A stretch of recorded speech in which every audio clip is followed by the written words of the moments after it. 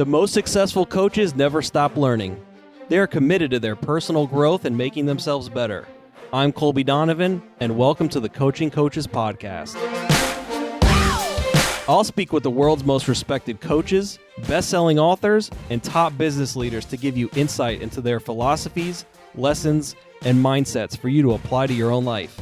Head on over to coachingcoaches.co, where you can subscribe to this podcast and join some of the top coaches around the country who also enjoy our regular newsletter. My guest today is Fran Fraschilla, a college basketball analyst for ESPN and former Division I head basketball coach. In this episode, we discuss his career path as a head coach, with stops in Manhattan, St. John's, and New Mexico. We hear what it was like to coach at St. John's with great players like Artest and Felipe Lopez, what he wishes he had done differently as a head coach, and why he made the conscious decision to stay at ESPN after he left New Mexico. We also learned some of the most interesting things he's witnessed when calling games for ESPN, which gave him all access to shoot-arounds and practices for some of the most successful college programs. We also discuss what led him to become ESPN's go-to guy on international basketball prospects for the NBA draft. Please enjoy our episode. So, Coach, you start your head coaching career at the age of 34 at Manhattan, and what's that like being so young to start both that and obviously being from New York, coaching in your hometown? Yeah, it's interesting. I grew up a city kid, Brooklyn. I grew up on the playgrounds of places like Marine Park and Manhattan Beach, and going up to West 4th Street and playing places like that around New York City. So my dream was always to be a college coach. And actually, my goal was to be a head coach by the time I was 30. But quite frankly, I wouldn't have been ready. I thought I knew everything when I was 22. And I had a great ride with coaches like Rick Barnes and Danny Nee and Gary Williams at places like Ohio U and Ohio State and Providence. And in 1992, I got a chance to replace Steve Lopez at Manhattan College. And Steve had left me a great team and a lot of guys coming back, guys that I'm still close to today. And it was a thrill. I never really wanted to be a head coach in New York City, honestly. Because I'd spent 8 years in Ohio, I fell in love with, good old State U. And but at Providence, the first opportunity was Manhattan College. I was lucky enough to be hired by the Jaspers and Bob Burns, and had a great 4-year run. The best 4 years of my career. I thought I knew what I was doing before I became a head coach. I made mistakes, but you also, there's some trepidation when you take over, but it felt good that I had a veteran team that really guided me through the first couple weeks, months of that year, because I didn't really know what I was doing. It took me about a half a year, and then I said, okay, I got this. What was the biggest surprise to you when you took over? And obviously you say you think you know what you're doing until that you actually get the job. What kind of hit you in the face of, wow, I didn't realize this, or I was surprised about that? Well, I was well prepared for basketball. I really was. I've been formulating my own philosophy since I was like 12 years old, literally. So even though I work for great coaches and one's in the Hall of Fame, and this is true in any sport, you have to have a vision in your head of what the end result should look like. It doesn't matter what sport you're coaching. Like, you should know what your football or basketball team should look like in the end, in your head. So I had that vision in my head of what I wanted a good team to look like. And I felt good about that vision because I had studied and saw things that some of the guys I worked for did that I said, I'm going to do that. Other things I said, no way. And are you talking about culturally or like X and O's? We're going to play press. Oh, I think everything, culturally and X and O's. And I worked for 3 great coaches with great cultures, but I had that vision in my head. So anyway, the thing that surprised me most was how overwhelming the responsibility is to be in charge of 13 young men. On and off the court, the psychology that goes that goes into that, with motivating 13 guys who are not all at the same level of play. Some are stars, some are starters, some are bench guys, some are not going to play at all during the year. But also being responsible for them in the classroom, away from the court. And to me, that was the thing that hit you over the head when you laid in bed at night. Was I would come home from a 25-point win at home, driving up the Henry Hudson Parkway to the cross county and then to the Hutch, as you know well, being a New Yorker. And I wasn't worried about the guys that played well that night. I was worried about the guys I didn't give enough minutes to. Guys that were maybe the 11th, 12th, 13th man, I'd say, damn, I could have got so-and-so a few more minutes tonight. So I was always thinking of the guys that weren't the stars or the starters. And that's an overwhelming responsibility because you're never going to have 13 happy players or, whatever sport you coach. Not everybody's going to be happy with you. So you feel that burden and responsibility, I think, all the time. And then so after your 4 years at Manhattan, and you take the job at St. John's, which is the job, especially in the state of New York. Right. We'll exclude Syracuse and say that they're way up New York there. team, Syracuse. Yeah, exactly. So what was that like then? Obviously, you're in charge of 13 people at a place like Manhattan, and then you're on, the big stage, obviously, with St. John's. Yeah, that's a good point. See, at Manhattan, you could make coaching mistakes, which I did early in my career. You could make coaching mistakes that nobody knew about because you're not on TV. And when you get to St. John's, obviously, everything's magnified tenfold. Every mistake or everything you do at St. John's is magnified. Quite honestly, I never really wanted to be the coach at St. John's. It wasn't something I grew up even in Brooklyn thinking about. I had opportunities even before my fourth year at Manhattan to look at a couple other schools that were interested in me, but I passed up on them. St. John's was it actually worked out well for me in the short time I was there because as I getting transferred inside a company, I stayed in my region, like the recruiting was the same, but instead of recruiting the Gauchos, the AAU team, or Riverside, another AAU team that you know well, instead of recruiting the third or fourth best player, I was now recruiting their best player, the Ron Artest of the world. And so it was comfortable for me because I didn't move. I stayed in the same house I lived in, White Plains.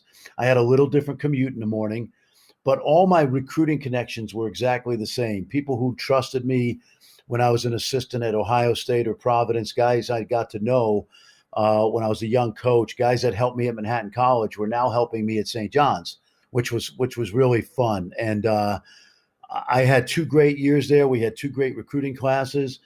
And you probably may or may not know this, but in 1998, I had a chance to interview at Arizona State. And the AD there is now the AD at Duke, Kevin White. Great guy, was the AD at Notre Dame. He's the father of course, Michael White, who's the coach of the Gators. And I looked at the job at Arizona State. We talked about it, Kevin and I decided not to pursue it. And then about 5 or 6 weeks later, St. John's, the president, got mad at me for having interviewed and decided to let me go. And that was after 2 top 5 recruiting classes. I left a great team behind. And quite honestly, they've never been the same. And I hate to say it, I'm a pretty humble guy, but the program really hasn't been the same. So I feel bad about that.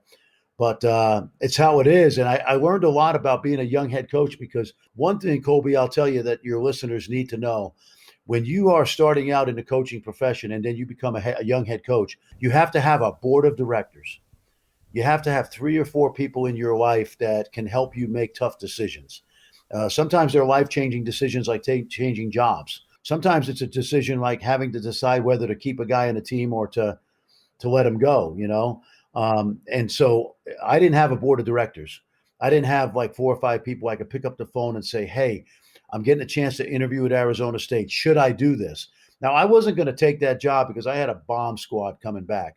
But the moral of the story is when you have to make a life-changing decision, there's got to be 3 or 4 people in your life. Maybe it's your high school or college coach. Maybe it's a pastor or a priest. Could be a friend you grew up with that's always going to hit you between the eyes with the truth. You got to have some people on that board of directors, just like any company does with a CEO that will say to you, are you sure you want to interview? If you're not going to take the job, don't even do it. Or, hey, you should take that job. Or it's great for your family. They're doubling your salary. So when I went through the St. John situation, I honestly didn't have a board of directors. My wife certainly has been, but you need more than just, your spouse to have a board of directors that are going to hit you between the eyes with the truth. I think any coach needs that, any coach, because you're always in a position where you're making very, very difficult decisions. And it's comforting to know that you can bounce ideas off somebody that you really trust, to be honest with you. Yeah, to have an unbiased opinion in life and be honest maybe when you don't want to hear it is important.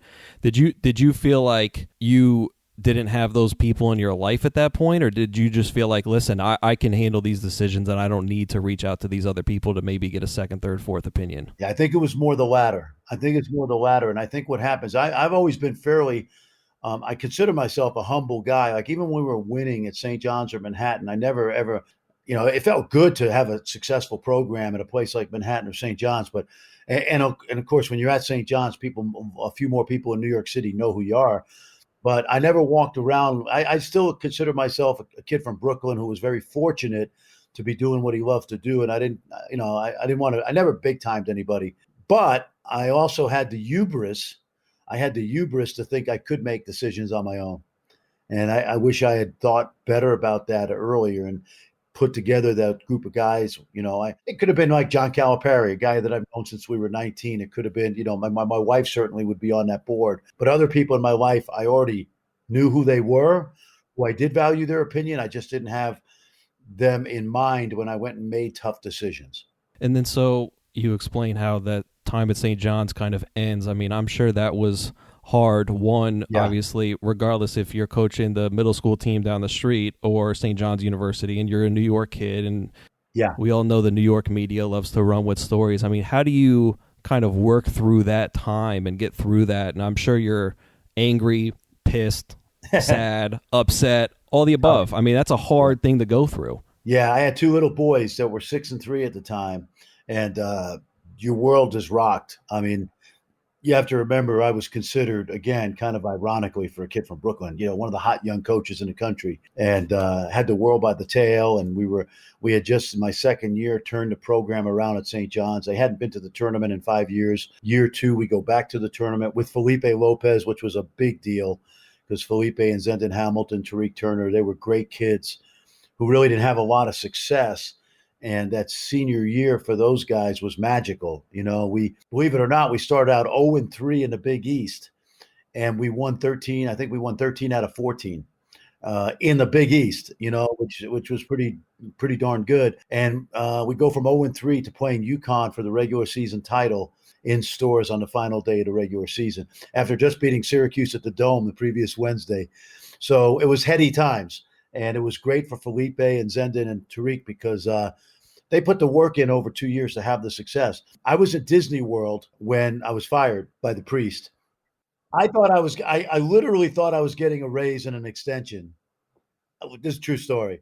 I literally thought I was getting a raise and an extension. It was a Friday afternoon. You've heard of document dumps, where they dump the bad stuff on a Friday afternoon because they knew Saturday morning I was taking my family to Disney World, and the priest had decided, that I was disloyal, for interviewing. And so on a Friday afternoon, I kind of knew what was coming. I got my attorney involved. Ultimately, they paid me everything they owed me, which was very relief. But the real story was that we went to Disney World, and I knew what was coming. And I was on the treadmill in the workout center at the hotel, and I see on SportsCenter my picture, and I knew what was happening. So it was God's way of having a sense of humor to me. It was a traumatic time, but I just looked at it as, okay, got to pick up the pieces. I got two little kids, and I went off and coached at I had a year off, so I got a taste of TV, which was great. And had a lot of people in my corner, a lot of ADs. I interviewed at a bunch of places, came down to Georgia and New Mexico. Georgia wasn't going to make a decision until a couple days later. New Mexico put the squeeze on me, and I wound up taking that job. My wife was from Texas. New Mexico had the pit. They had a successful run going, and I took that job. Got out there, was there for 3 years, went to the postseason every year, but I was a fish out of water. And we agreed after 3 years that I wasn't the best fit. I have great friends there. The AD and the assistant AD are still my close friends. They paid me for 2 years, and I said, okay, I can go back to coaching, but I'm going to try TV. I got an opportunity to go to ESPN, and quite honestly, never looked back. So I've had a unique life because 23 years in coaching, I went to 8 postseasons in 9 years as a head coach, but I've had a pretty good run so far at ESPN, 18 years going on 19. So I've had a great basketball life. I have no complaints. Trust me, no complaints. It's been fun. So when you're at St. John's, you're coaching. For those listening, I'm sure everyone's going to know Ron Artest. And then guys like Felipe Lopez, for those who may not know, I mean, he was kind of like the LeBron before the LeBron, coming up in New York, the godson of New York, on the cover of Sports Illustrated. Immense pressure, and I highly recommend people go watch the documentary about him, the 30 for 30. I mean, so I'd love to talk about coaching both of those guys. I mean, how was it coaching? And I think you coached Felipe his last 2 years, so he had kind of already gone through some struggles. But what was it like still coaching him, as he still had a ton of pressure and making sure he's both progressing and also like enjoying life and not getting caught up in the minutia of being in the New York bubble? Yeah, well, you made the point. Anybody who's listening should watch that documentary, Dominican Dream, because it's not only about Felipe, but it's about the immigrant experience coming to America. Coming with a family who pretty much didn't speak English. End up in Manhattan, hardworking, lower middle class family, probably lower income family. So the story of their family, the Lopez's, is fabulous. Felipe, I got to know when he was a young player at Rice High School. And when I was coaching at Manhattan, of course, we weren't going to recruit Felipe, but we would always see him at the summer tournaments, things like that, or at a Rice game. And he was always a gentleman. And he's one of the greatest people. He's probably, I hate to say greatest, but he may be the best person I've ever coached, as a person. I call him royalty, because he was on the cover of Sports Illustrated as a high school player, or I think it's as a college freshman it was. Okay. Yeah, at St. John's. And then I watched the first 2 years, which unfortunately were struggles for him and the team. And so when I took over, one of my goals was, we got to get this guy to the Ncaa tournament. I don't know what it's going to take, but we got to get this guy to the tournament. And Felipe was, again, royalty, because he had all this attention in New York, and he was the prince of New York. But also, when things go poorly, they can build you up, the media in New York, and they can tear you down. But the beauty of New York City media is that they will build you up again. They love comeback stories, time and time again. Darryl Strawberry, somebody I watched, went through some struggles, played for the Mets and the Yankees. They'll do that often. They'll build you back up if you've been knocked down. And Felipe, through hard work, along with the other seniors, became a really good college player, good enough to be a first-round pick, and had two great years for me. So that's probably one of the most satisfying things that I've been around, was to see St. John's go back to the Ncaa tournament his senior year for the first time. And he was easy to coach. Whatever you told him to do, he did. And he was a hard worker. I was pretty maniacal about hard work anyway, and he fit right into that culture. And then with Ron, now Meta, he's a guy that I felt like, and this was the same year that Lamar Odom came out of high school. They were the two New York City rivals, and they were both played the same position. So when I watched Ron Artest play as a 15-year-old, not knowing I'd ever recruit him at St. John's, I said, man, this kid's got incredible energy. And when I got the St. John's job, he was the number one priority, because his energy and intensity, which has obviously been evident through his career, kickstarted St. John's program. He's one of the greatest competitors I've ever been around. And when someone says to me, how did you coach him? I said, well, I was crazier than him. Because when you coach city guys, like I learned, you got to show them that you're not afraid of them. And I'm 5'7", 170, and Ron could have crushed me like a bug physically, but I always challenged him, both with authority and with a plan to get better. So he bought in. That was a very enjoyable experience to coach him, because we both compete the same way. In my opinion, he changed St. John's culture for quite a while. But when you look back on your 9 years as a head coach, what was your favorite moment? Oh, I had so many, but I would say I had two on and off the court. Okay, so the first one obviously would be beating Oklahoma in the Ncaa tournament at Manhattan College. We were a 13 seed, and it was thought that we got in as an at-large bid because we had dominated the MAC that year, and we got upset in the conference tournament by St. Peter's in overtime in a game they played out of their mind. And so we ended up getting an at-large bid, which was rare for a mid-major. And then we wound up, and there was a lot of commotion about whether we deserved to get in. Honestly, we spanked Oklahoma, a good team with a great coach who's a very good friend of mine, Kelvin Sampson. But in the second half of that game, we dominated them, and it was fun. So that was the best on-court moment. The best off-the-court moment for me was that same year, and I love to tell this story. we were 22-2 or something like that, and really having a great run. We played on a Monday, and I gave the team off Tuesday, and we were going to play Saturday. So I said to my coaches on Wednesday, "Hey, get ready because I'm going to kick them out today for no reason. It's only going to be 5 minutes, but I want to kick them out because I number one, they need a day off. They need another day off. So I was going to give them a second day off because we were rolling. But number two, I didn't want them to be satisfied. So I wanted to make something up to make them think I was unhappy. Because when you're playing well, there's complacency that can always set in. So sure enough, 5 minutes into practice, one of my point guards, probably Tariq Thacker, he probably drops a pass in the warm-ups, and I kick everybody out. I go nuts. You guys think you're better than you are. You can come out here lackadaisical today just because we're winning. And so I go up to the locker room. I go up to our coach's locker room, and my assistant coaches said, "Coach, that was a great act. That you really had us going." Well, 5 minutes go by, and a manager comes up and he says, "Coach, they're practicing." I said, "What do you mean they're practicing?" He said, "Oh, no, they didn't leave. They took the practice plan. They're practicing." And my assistant coaches said, "Should we go down there?" And I said, "No, it's not our team anymore. It's their team."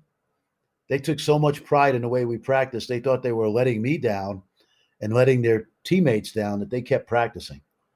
And that's probably one of the greatest moments of my coaching career because I had brainwashed them into understanding why we were good.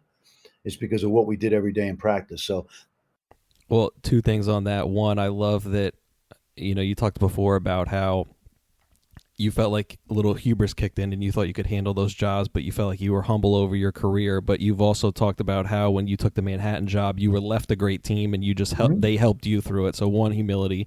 Two, again, humility in that you felt comfortable that your team didn't need you. And there's a new leadership book out by, I think, Frances Frey, who's a Harvard professor and consultant with Uber. And her idea is that the best leader is the one who can step back and whoever they're leading, whether it's a player, an organization, whatever, goes on and still does well without them. And I think that says a lot about you as a coach in that moment. That's a great story. Yeah. I honestly think, Colby, if you have a well-coached team, I think that a coach could literally leave for 2 or 3 days and leave practice to the team for at least 2 or 3 days. And there wouldn't be any slippage based on what you've already taught them about what the culture of practice is, how hard we go, what we expect from each other. So I agree with that. And I think that's a big thing in coaching a team is can they function without you? And then I think the other thing, I always mention Manhattan College and taking over for Steve Lapis because I think there's got to be, I believe in coaching etiquette. And one thing I will share with the coaches who are listening on this podcast is when you take over a program, you're either taking over a bad program or a good program. If you're taking over a bad program, say nothing about the previous coach. Don't say, well, hey, we had to change a lot of things, or it was ugly. It was so ugly when we got here. Guys didn't know how to work hard. Don't say anything.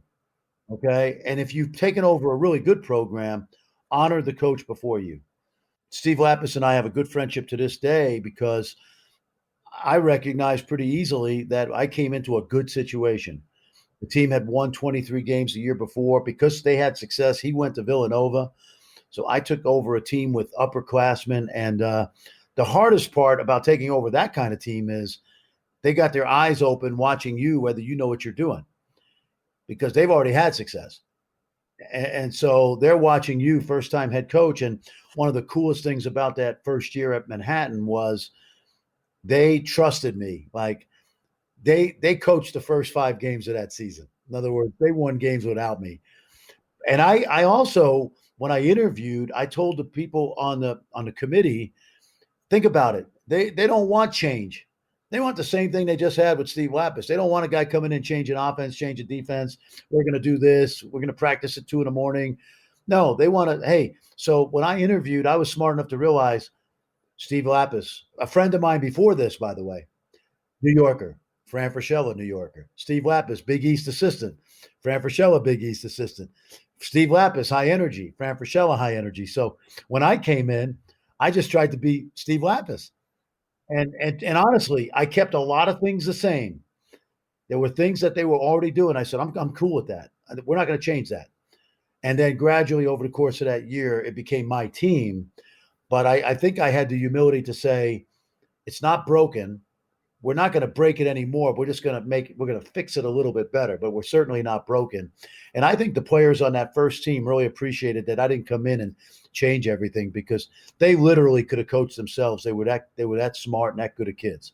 And then, so after your time in New Mexico, you touched on it briefly. So you started ESPN. What was that decision for you? And you want to explain how that worked?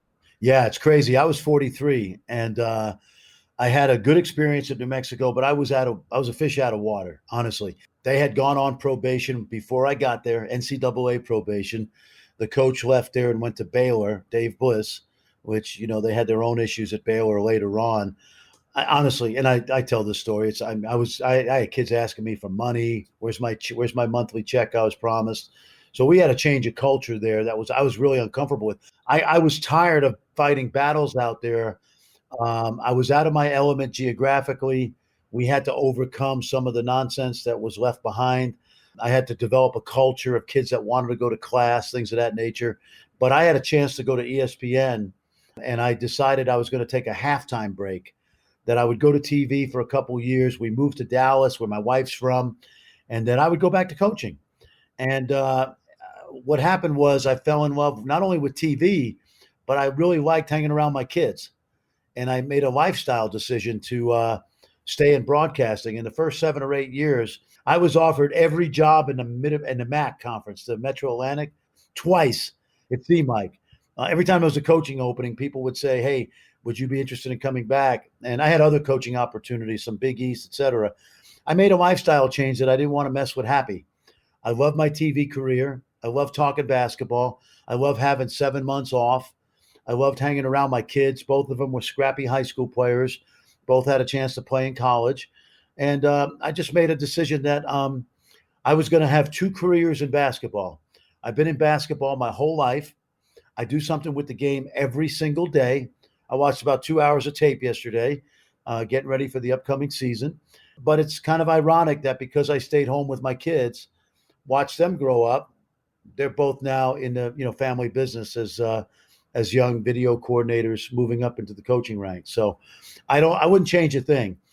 I have a life that's been great for me, and who knows, my health's great. So maybe I'm coaching at St. John's a few more years and I have a heart attack. No, I admire that decision a lot, because I think so many people get caught up in both wanting like more and more and more up in the ladder of where they are, regardless of your profession. And for you to take a step back and say, okay, what makes Fran Fraschilla happy? And it's okay if it's not being Bill Self cutting down a Final Four net and labeling yourself and your perception of yourself as I'm a coach and that's what I am. I still think of you as coach. I said to start the episode, coach, but I think that's so many people in the world could take a little dose of that, and I really respect that. Well, I'm a mentor now. If you follow me on Twitter or you see that, this year, this last 6 months, man, I've probably done 15 coaching clinics. And most of them, Zoom calls, obviously, and almost all of them with young coaches, with younger coaches that I could pass on my wisdom, because I study the game every day. And one of the books that's hit me hard, I would invite everybody to read this book, Carol Dweck's book on growth mindset, because I have so many friends in coaching that have a fixed mindset. Like they learned something in the first 10 years of their career and they're unwilling to change. And the beauty of basketball for me is I'm learning stuff every week. My international friends have taught me so much about the game that all I've done the last 6 months during the pandemic is share this stuff with high school and college coaches and say, hey, you need to be looking at this stuff, because, we taught the game to the international guys 50 years ago, 40 years ago, UB Brown, Chuck Daly, Jack Ramsey, and they learned it so well across the water. They're actually guys like Mike D'Antoni are coming back to the NBA and teaching us, Greg Popovich, Spurs, the beautiful game. So I've enjoyed being a mentor, even in my role at ESPN. I still think of myself as a teacher and a coach. And again, growth mindset means you never stop learning. And that's what I've tried to do. And it's been very rewarding for me to pass on my knowledge to the next generation of coaches. Yeah, it's a fantastic book. I recommend it too. My CEO actually just sent it to all employees at the bank to read, so you're on the same page with him.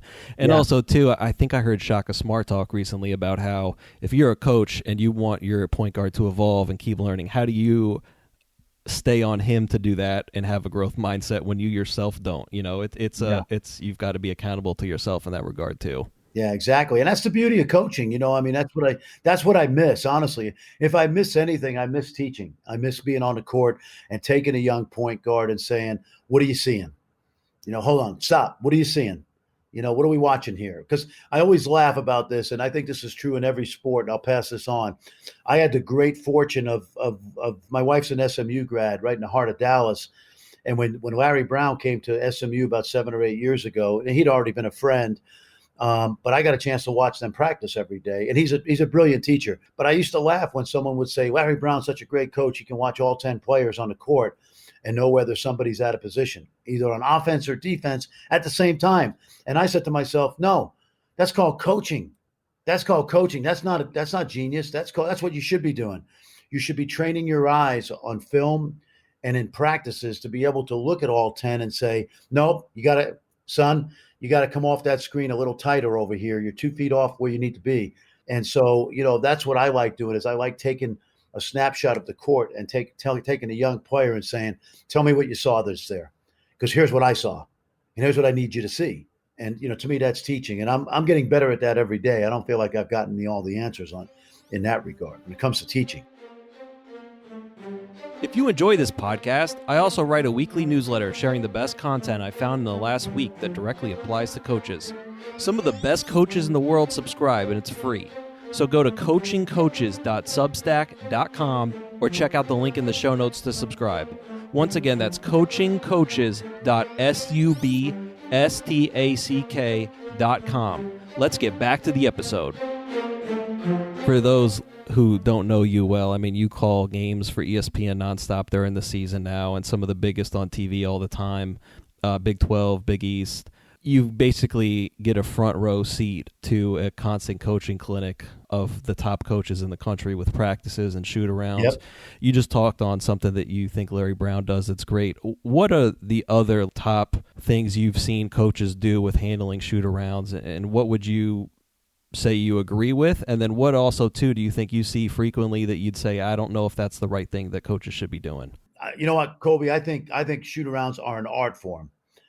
I've seen so many. I've seen so many good ones that I don't think there's one way to do it. I'll give you a perfect example. I worked for Gary Williams for 2 years at Ohio State. Day in and day out of practice, and during the games themselves, the most intense guy I've ever been around. And yet he could turn it off right after a game. He could lose a buzzer beater at Duke, and you could see this madman on TV on the sidelines, and literally 10 minutes later, he would be calm. What I loved about Coach Williams is he was so intense every day in practice. Game day shoot-arounds were the most relaxing thing we did all week. We got shots up, game shots.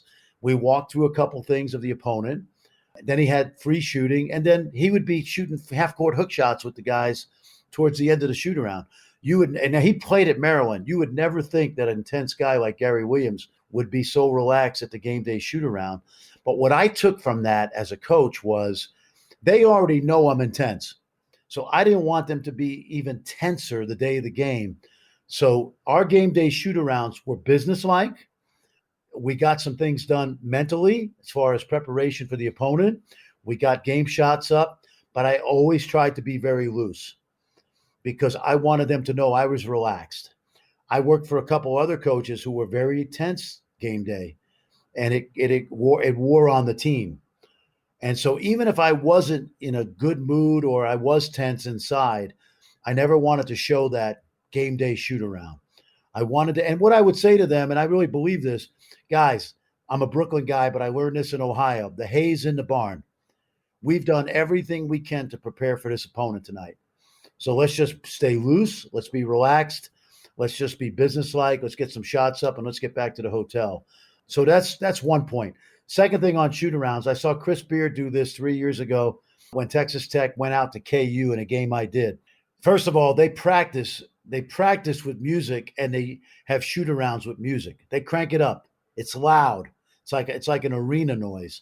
And so the day he did that at the KU game in Allen Fieldhouse, I didn't know that they had done that every practice of the year. And I said to myself, this is not a good idea. You don't do this just to simulate KU, because it shows your team that you're scared of the atmosphere.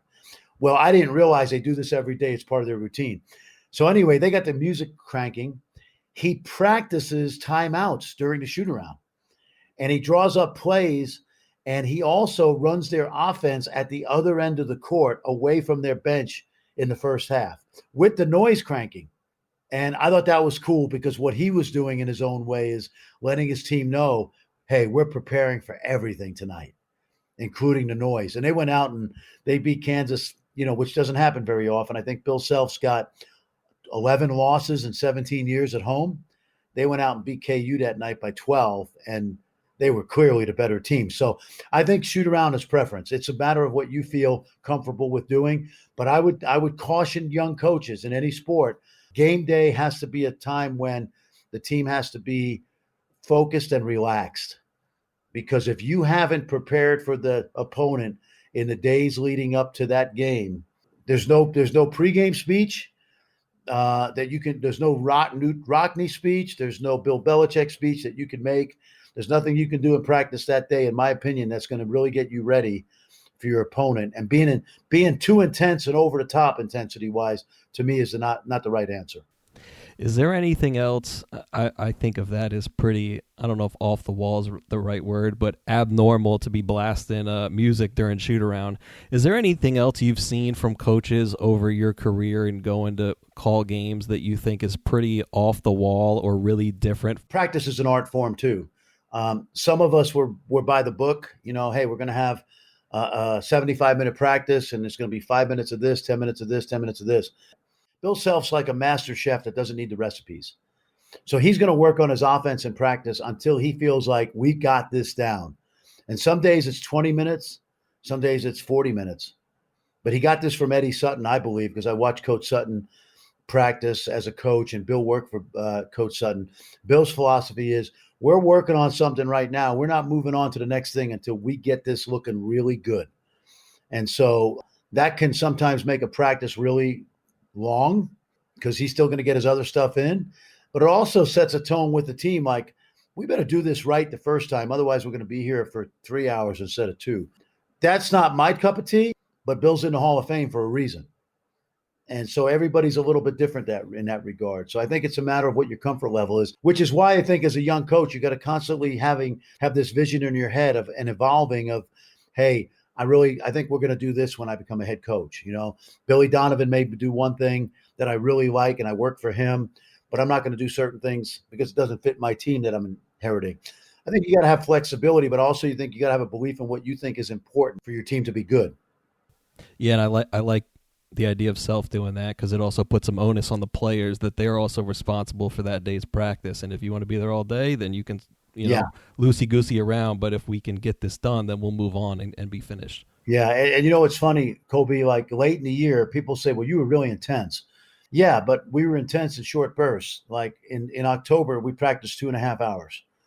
In January, we were probably an hour and a half. By February, we were 60 minutes because I believed in fresh legs. And I learned that the hard way because I worked for a couple coaches who didn't believe in fresh legs. And I felt like and they were great coaches. I felt like we burned out late in the year. And so what I would say on a February 25th practice to you as one of my players, Kobe, read that practice plan. What's it say? Coach, it says 60 minutes. So I would say to the guys, all right, look, you guys want to be out here 60 minutes. We get everything done the right way. High intensity, great execution. You want to be out here 2 hours, that's on you. So I did that in my own way, but Bill was stubborn to the point where he didn't even have a practice plan. He was going to get certain things done that day without even having to look down at a piece of paper. With me, it was like, okay, come on, we're out here for 60 minutes. Let's get 60 minutes of work done. And they were good about that because one of the things I learned as a coach was, and I taught this to my players, look, I'm not trying to beat you guys over the head. The harder we do the drill and the more correct we do the drill, the quicker we move on. So if the drill's a 10-minute drill, we're going to do shell drill, a common defensive drill, which you're aware of. But we get everything done in 7 minutes, we're moving on. Now, if you want to be out there 15 minutes, then, BS around. But the drill's set up for 10. If you get it done right in 7 and I'm satisfied, we don't got to belabor that point. Let's move on. And some practices were set up for an hour and a half that ended in an hour. And I would say, great job. Let's bring it in. Come on. Now we got everything done today. Perfect. So there was always that motivation of if you do it right, you do it hard, you do it with execution, maybe we're not going to be out here all day. Yeah, it's a great way to create buy-in. I like it a lot. I would say the thing I'm most jealous personally about your role at ESPN is you get to watch the coaches kind of play the chessboard game beforehand and prepping for the game and then during the game with adjustments. And what's it like to watch the best coaches do that? And what do you think that they do best? I'm thinking, obviously you want to prepare your players for a situation that could come up, but you want to prepare them for more than one, but you don't want to prepare them for all 50 and overwhelm them. So Right. how do you think the best coaches handle that chess match of the game? Well, it's a good question. I would say, first of all, you would be surprised that more coaches than you would think don't make the adjustments that have to be made during a game. It's surprising to me, but it's true. And I'm not throwing any one coach under the bus, but the best coaches, and I think of Bill Self, Chris Beard come to mind, certainly others in the Big 12. Chris Beard has a plan, okay? He has an offensive plan. Bill Self is a great coach. He makes great adjustments in games. He's going to make an adjustment defensively to the offensive plan. Chris Beard is a great coach. He's going to make an adjustment to Bill Self's adjustment. There aren't as many coaches as you would think that do that, but I would encourage young coaches to go into every game with the idea that you have to watch the game close enough to be able to make an adjustment to the adjustments. And not enough young coaches do that, believe it or not. Even some really good coaches that are, well-known names. So I want to pivot now to your role with ESPN and the overseas scouting. So tell me how a basically guy who spent most of his career coaching in New York City and recruiting in places all across the metro area in New York ends up being the go-to international scout for ESPN. It's a good question, and it starts off like this. I'm a lifelong junkie, basketball. If it's orange and it's leather, then I'm in. Doesn't matter where it's played or who's playing it, okay? So I love the game at every level. Secondly, I had a kid at Manhattan College from Spain on my team, on some great teams. And before his senior year, we were due a foreign tour, and we decided to make that trip to Spain where we could take him home in the summer before his senior year so his family could see him play. And so we went over there and we spent 10 days in Spain, played 6 games. Great time. I fell in love with European basketball. At the same time, I was starting to get asked to do clinics. I started to do a couple overseas. That was really rewarding and enriching. And when I got to ESPN, my boss said, and I had a former player at Manhattan who not only was an NBA scout, but he also ran the NBA's version of the NBA Combine in Italy for all the NBA teams. It was all NBA coaches, scouts. So I get to ESPN in the second year. My boss said, hey, listen, if you want to do the draft for us, I don't know how much you know about international basketball, but I'd love for you to be the international guy. And so I said, sure. Now I knew because I was a junkie, but I go over to this camp that first year, and Donnie Nelson and Kiki Vanderway are running the camp, 2 NBA lifers.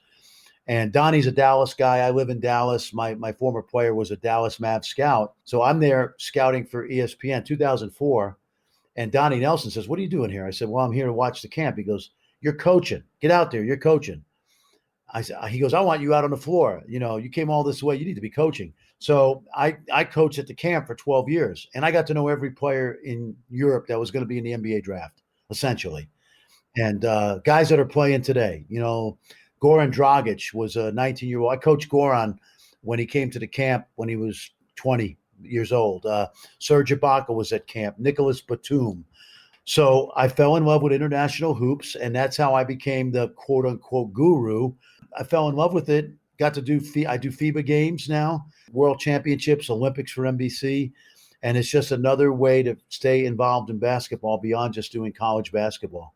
Now, as we watch in the NBA, quarter of the league is born outside the United States. So every night we're watching Jokic or Doncic or. How has that experience opened your eyes to, I guess, a new world of basketball? And what do you think coaches in America could adopt from the way that some of the coaches overseas handled their teams and coaching and connecting with players and running sets? Well, it's a great question. I told you a little bit about my analogy earlier. Here's the best analogy I could give you. Basketball is a masterpiece. Okay, for all of us who love the game, it's our masterpiece. It's our Mona Lisa. Okay, when American coaches, the guys that taught the game for many years, who went overseas and taught the game, but American coaches go to the Louvre in Paris, so we're going to go see the Mona Lisa, our masterpiece, basketball, and we stare at the masterpiece from straight on. We're looking at a masterpiece. My European friends are with us, but they're standing off to the side. They have a different perspective of the same picture, the same masterpiece, basketball. And so they studied our game and they adapted it to their game. The fact that big guys can shoot threes for many years before, most recently in the NBA. So they took this masterpiece and they just have a different perspective of it. And what's happened is they brought it back to the United States, our NBA coaches, our college coaches. And now you see spread pick and roll.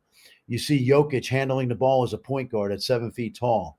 You see a small ball in the NBA, which has been played forever in Europe, but also has been played forever in mid-major in high school and low major in JUCO. Because, when you have to, necessity is the mother of invention. So if your four best players are guards, you play four guards, And so the NBA is now coming around to things that we've been doing forever and the international coaches have been doing forever. But make no mistake about it, the globe has shrunk from a coaching standpoint, and many of the ideas you see now in the NBA and college are ideas that we actually got from international coaches because they took our game, they studied it, and they gave us back maybe not a better game, but a little bit different game. And what's the mindset difference that those, you talk about the difference between Americans looking straight on at a painting and the European coaches looking at it from the side. I mean, what's the mind? It sounds like from what you're saying that American and NBA college coaches are starting to change a little bit, but what's that mindset shift that allows them to do that? Because that seems, regardless of what the sport is, regardless if it's looking at a different part of the globe game, I mean, it sounds like that's something to me that every coach should try to have in their repertoire.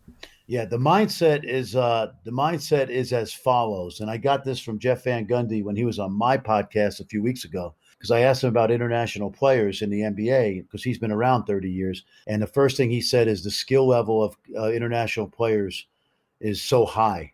Now, we're not saying they're better athletes or better players than NBA players, but we now know it's hard to even tell a difference. When you're watching an NBA game now, you're not even thinking about Luka Doncic is from Slovenia or Serge Ibaka is from the Congo. You're just seeing guys play because there's so many out there now. They're not an anomaly anymore. And the one thing that international players have brought back to the NBA is skill level. Guys that can pass, handle, and shoot it. They may not be great athletes, all of them, and some of them are, but they're skilled. And so they brought a skill level back to the NBA, which I think, coupled with the fact that Steph Curry, Klay Thompson, KD have actually made it cool for young kids in America to shoot jump shots instead of try to dunk and get on SportsCenter. The NBA game has become a beautiful game again because we got a lot of guys with skill. And remember, one of the reasons they play the way they play is because for many years they played with a trapezoid lane, which did not promote posting up in the lane because the post guys were further away than our American post players. So they developed this ability for big guys to handle the ball away from the basket. So I hope it's not too complicated, but the skill level that they've brought to the NBA and to college basketball from across the water has really added to our game. And it's forced young players in America to say, I need a jump shot. If Dame Lillard can make a 40-footer and Steph Curry can make threes, and these international guys like Dragic can make threes, I should be working on my jump shot. And that's been a great source of motivation, I think, for American young players. Yeah, no, I agree. And so when you're scouting these guys, preparing for the draft and trying to get to know them, obviously you're coaching those camps over the years, so you're getting to see, some of these kids as they grow up and evolve over time. But I would think as when you're trying to project some of these guys to be in the league, there's going to be a wider variance of outcomes than a guy who's been scouted in the NBA or in high school for 5 years and then in college for a year or two every 35 games of the year. So how do you, when you're handling your scouting process, what are you kind of evaluating and how do you handle that wider band of the variance of outcomes? It's changed dramatically, Colby. It's a good question. 20 years ago, most NBA teams didn't really know what translated. Like they know a kid from the Big Ten could play in the NBA, maybe. They weren't sure about the international guys because there was nothing really to compare it to. It was only a handful of guys over there. How do you know the guy was going to be the next Pau Gasol or Dirk or Darko Milicic, right? Because you had two extremes there. But what's happened in 20 years is that we have learned to translate European, for the most part, European basketball, because that's where they mostly come from. And so, like, we now know, for example, that the best teams in the Euro League, Real Madrid, Barcelona, Cheska Moscow, they would beat North Carolina and Duke by 30 on a given night easily because they're men. They're 27-year-old men, and some of those guys have already been college stars who, maybe had a cup of coffee in the NBA, but they're really good European players. So what we've learned over the course of 20 years is that depending on where you play in Europe, Spain, France, Adriatic League, which is the old Yugoslavia, Russia, we know what the translation is. Like when Porzingis plays in the Spanish ACB and is averaging 15 and 10, that tells me with his athleticism and size and range, barring injury, which he's been hurt a lot, but when he's healthy, he's a freak. So I knew he would play in the NBA and play well. Same thing with Luka Doncic. I mean, Luka Doncic was dominating the Euro League, which is the second best league in the world, when he was 18 years old. So how do we put it in perspective? And here's how I do it. The ACC, the Big 10, Big 12, take any of those leagues. That's double A baseball compared to the major leagues of the NBA. If you play in the Euro League or play in Spain or maybe even in France, that's triple A. So if you're averaging 18 points a game at Kansas, you're hitting 300 in double A. It's nice. It's good. It means you might have a chance to play in the major leagues. But if you're averaging 15 in the Euro League, which Doncic did, he probably didn't even average 15, probably like 14. The way it is over there, so team oriented, you're averaging 15 in the Euro League, you're probably an NBA player because that's like hitting 330 in AAA. So we now know the differences between the leagues and what translates to the NBA. And so it's a lot easier to figure out a Luka Doncic is going to have great success early in his career. Now, be honest with you, I thought he would be an NBA star eventually. I didn't see this. A lot of us didn't see this because what he's done right now is he's being compared to Magic Johnson and LeBron James as one of the greatest 21-year-old players to ever play in the NBA. And I wouldn't have said that 2 years ago. I thought he'd be a star because of what he accomplished, but not to the level he's doing it. When you think about all the guys you've scouted over your career internationally for the draft, which one do you think you've been most wrong about going into it? And one way or the other, you thought they were going to be a star and they weren't, or you didn't think they'd be a star and they were? And kind of what was your takeaway from that? Like there's a kid that was drafted by the Wizards about 7 or 8 years ago, Jan Vesely, 6'11", freak athlete. I thought he would translate to the NBA because of his physical ability, and he's still a good player, very good player in Europe. But I think sometimes, one of the things that used to happen with international guys, we used to call them soft, and that's no longer the case. International guys come in all shapes and sizes, and by and large, they're really competitive guys. But sometimes you don't know a guy's makeup inside, which happens with college guys too. But sometimes you can't do the detective work of saying, hey, will this guy be a hard worker? Will he take coaching? Will he want to improve? Will he want to add, 15 pounds to that frame? So Vesely's a guy, for example, that I thought would be an NBA starter, potential star, that really flamed out with the Wizards. And so we can super analyze why. Could say maybe he was in the wrong place at the wrong time. Maybe if he went to the Spurs or whatever. But no, I think sometimes what happens is, like with college guys, you can't really figure out what's in his ticker. Like what's in Javon Carter's ticker or TJ McConnell's ticker is they were going to kill them. Patrick Beverley, for example, who was, by the way, the first American to ever come to our Euro camp. And it was clear that if you told Pat Beverley, hey, listen, dude, if you swim from Spain to the American East Coast to the United States, if you get there, we'll put you on an NBA roster, he would have done it. He would have swam the Atlantic to make the NBA. So the point is, some guys have it in them. They'll do anything it takes to be an NBA player. And then other guys, it's just not that important to them. So, I mean, you've talked about being I would say, voracious learner throughout the podcast and over your entire career. I mean, how do you direct your learning? What do you typically do? What's it all consist of for you? I have a very good friend that you know and have heard of, Tom Crean, coach at Georgia. And Tom and I, we've known each other since he was 19. Tom Izzo and I were in his wedding, along with John and Jim Harbaugh, Jimmy Christian at Boston College. We've known Tom since he was a teenager. And Tom has always been a voracious learner. I've always been a voracious learner and reader. And I read everything, especially when it comes to coaching, leadership. I majored in American history. I'm a Civil War nut, so I love Civil War generals. Ulysses S. Grant is my idol because he was a failure at everything except coaching, kind of like me. I couldn't do anything else besides basketball. I just think it's absolutely necessary to be somebody who has an open mind to continue to get better and learn things.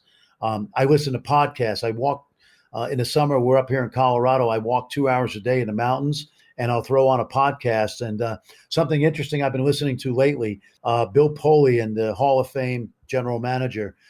There's a great podcast right now called Inside Football, and I've listened to him since June. And they put out 2 podcasts a week, and they're 2-hour podcasts. That's a lot of stuff. And he's talked about the salary cap. He's talked about picking Peyton Manning over Ryan Leaf back in 1998, drafting Edgerrin James over Ricky Williams, what goes into putting together a scouting department.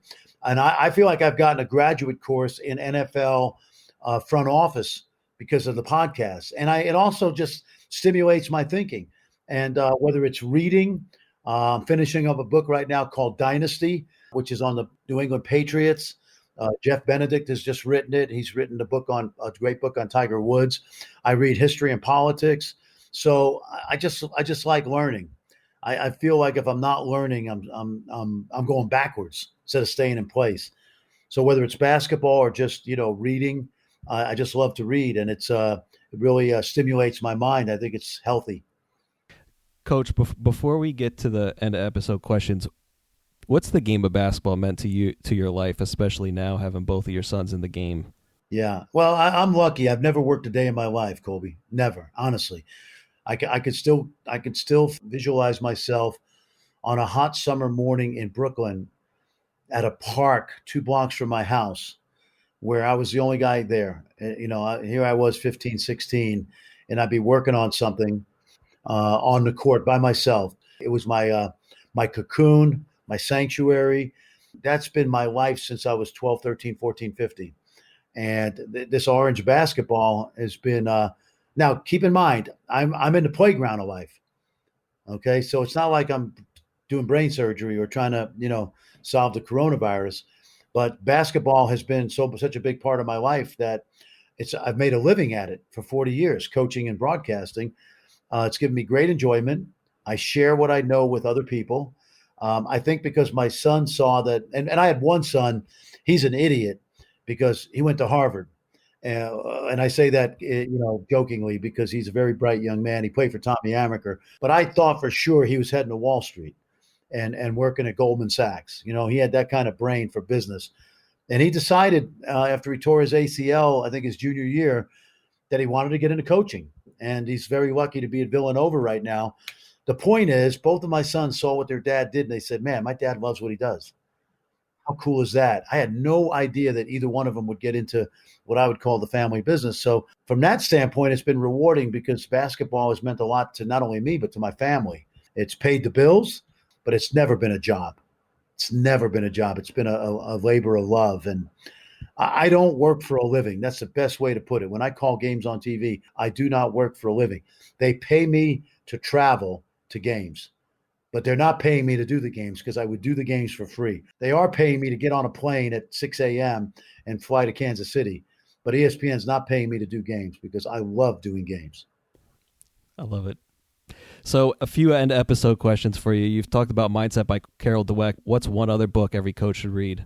There's so many I could give because I've read so many of them through the years. The 2 I would recommend to young coaches of all sports is The Carolina Way, written by Dean Smith, which is a phenomenal book on not only his life, but also there's a whole chapter in there on how he ran North Carolina basketball, which is phenomenal because the man was a genius. So many of us stole so many great ideas from him, and he did it with such class and grace. And then I think the other book that really fascinated me was David Halberstam wrote a book called The Education of a Coach. For those who don't know, David Halberstam was one of our great political writers in our history, the best and the brightest about the Vietnam War. And tragically, I think he was killed in a car accident a number of years ago. But he wrote a book at the very beginning of the Patriots dynasty called The Education of a Coach. And it's a book on Bill Belichick. And much like my family, he grew up in a coaching family. His dad, Steve, was at the Naval Academy for many, many years. And it really gives you great insight into what makes a great coach. And, there's been other books written about Belichick since then. But I love those books because in all sports, and particularly football, because football coaches are really organized.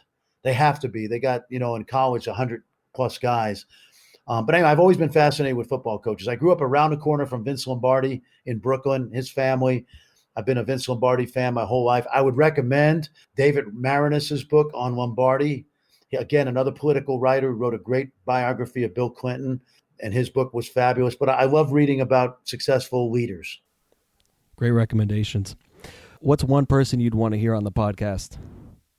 Now, come on. Now, you love UB, okay? Because in our league, okay, you must score in the painted area, okay? Come on. We all know this.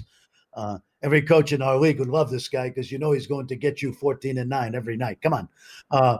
I would say probably, there's so many, but when I saw that question, my first thought was I could listen to UB talk about the weather. Yeah, Okay? He's great. I could listen to UB talk about Renaissance art, okay? I'll just share this. Whenever we went on a Nike trip as coaches, when I was fortunate enough to go, and Nike took all the coaches on a Nike trip somewhere, UB was a Nike guy, so he always came. And we all played tennis and golf and, did our biking and stuff. And by the second or third day, we got bored at being at the pool or playing golf. And we said to UB, come on, UB, will you do a little clinic for us? And every Nike trip, by day 2 or 3, everybody would say, hey, UB's talking at 2. Get to the auditorium. He's talking at 2. So we would go to the hotel auditorium, and sure enough, UB Brown was, talking. And UB is a guy that I think I'd want to, have. That's a great story. I love it. What's one area you're looking to improve in over the next year? Be a better human being. Given what's going on in our world, it's a great question, and there's different things you could say that fit. I just think being a better human being, seriously, just, treat people the way you want to be treated. We're in a very difficult time in our country. I'm one of those guys who grew up in a multi-ethnic area like you did. And I had that invisible badge on my chest that said, I'm not a racist, because I grew up with black kids. I went to an integrated high school. Most of the kids I coached in college were African-American kids. And I never thought of myself as certainly not a racist, but I think what the last 2 months has taught me that even though I have empathy for my black friends, I probably didn't have as much as I needed to when they tell me the stories about their kids going out on a Friday night with the car. So, but I think being a better human being just fits all aspects of life. And I think we can all be better human beings. And empathy is a huge word for me. Being able to put yourself in somebody else's shoes and walk a mile in their shoes, as they say in the Bible, is to me something that we could all do a better job of. Yeah, I agree. What's popular advice you hear people say you think is wrong? Live in the moment, because I don't think you can live in the moment. I think you got to be able to, live in the long term. I was always somebody that I wanted to be able to get towards the end of my life and say, as they say again in the Bible, a life well lived, like I provided for my family. So far, I've raised 2 good young men. I've had a happy marriage. I tried to help others. And so I've always not lived in the moment as much as I've lived with the future in mind. And so living in the moment is cool. It's like when you're a paper boy and at Christmas time, I'd get like $200 in bonuses from the people I delivered the papers to, and I go out and blow it in 30 minutes. I grew up in an environment where we didn't have a lot of money, so I saved that money for a rainy day, and I've always been that way. So I'd say live in the moment is a little bit, to me, not my cup of tea. Yeah, that's good. What advice do you have for young coaches who are listening to this? I wrote down three things: grit, growth mindset, and servant leadership. And grit, obviously, you and I talked about this earlier. Angela Duckworth, she wrote a great book on grit, and her definition of grit is passion plus perseverance equals grit. It's not how smart you are. I'm a lifetime of grit. I had this passion for the game. I've studied the game. I've worked at it. So I'm the epitome of grit. We talked about growth mindset. I learned something about basketball every single week. And then I think servant leadership. We're all put on this earth to serve others, in my opinion, and coaching is the ultimate servant leadership. I can be at the top of the triangle and be the leader, but servant leadership is flipping the triangle over and the leader's on the bottom and he's serving others. And if you look at great NBA and college coaches, really, yeah, they're demanding, but you're not going to be a successful coach if you're not serving the people on your staff or the people you coach. So I think servant leadership is absolutely critical. Yeah, that's great advice. And then last but not least, what's the darkest moment you experienced professionally and how'd you overcome it? Well, I think St. John's, we talked about it. Yeah, I went from being one of the hottest young coaches in the country with a great record to toast in New York to being unceremoniously fired, which, in retrospect, I think most people realize that I got a raw deal. And, I am humble, but as I said earlier, unfortunately, they've never been the same, So I have Italian amnesia, which means I forget everything but the grudge. Okay. So in some ways, I have rooted for a couple of the coaches. Norm Roberts is a dear friend, and Chris Mullen. I grew up in my neighborhood, but they've never been the same. And I overcame that by just having faith that the big guy upstairs had a different plan for me. And so the plan was, you know what, you might be pretty good. You got the gift of gab. You might be pretty good in broadcasting. And so it's given me a great life. I've been around the game for 40 years in various ways.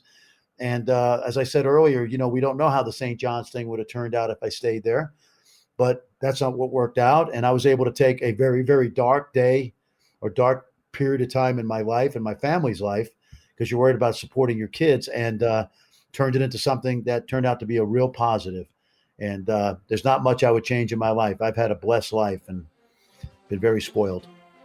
Yeah, and still coaching people to this day. So, Yep. Coach, we appreciate it. Thank you so much. You've been listening to the Coaching Coaches Podcast. Be sure to subscribe to the show on your favorite podcast platform and receive our world-class newsletter in your inbox every Sunday. You can access both of those at coachingcoaches.co. Once again, that's coachingcoaches.co.